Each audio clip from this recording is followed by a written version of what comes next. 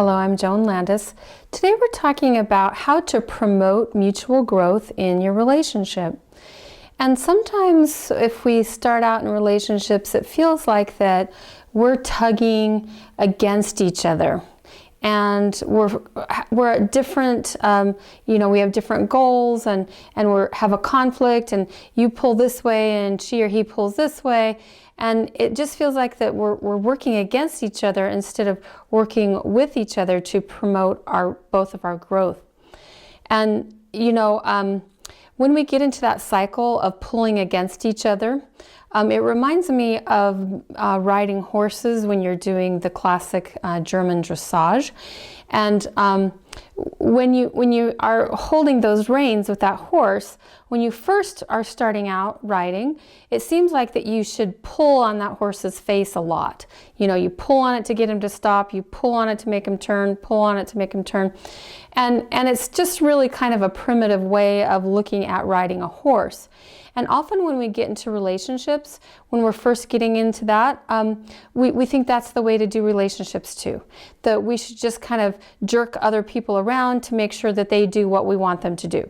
And so, we motivate them through fear, anger, intimidation, manipulation, and it's just really ugly. But the interesting thing is that the more finely tuned your horse is, and the better trained your horse is, and the better rider that you are, you get out of that mutual tug of war, which the rider is always going to lose, right? Because the horse's neck muscles and pole muscles are so huge that they'll never compete with, your little guns right there. So a very, very good rider understands that if we have a tug of war with a horse, the rider is going to lose.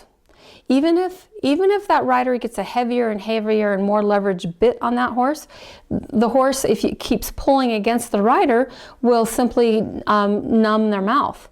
And so they will lose feeling in their mouth. And they can pull through practically anything until they're bleeding. And so the whole idea is, when you get to become a more sympathetic and better rider, what you start doing with that horse is, when that horse is doing any kind of movement that's a little better than what was happening, the rider immediately gives some slack.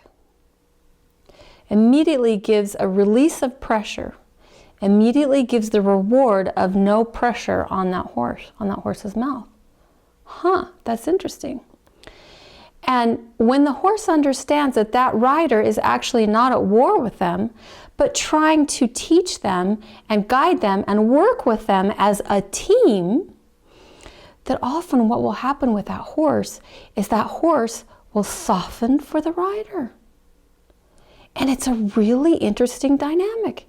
The horse will soften, and then the rider softens, because the rider's saying, that's exactly what I want.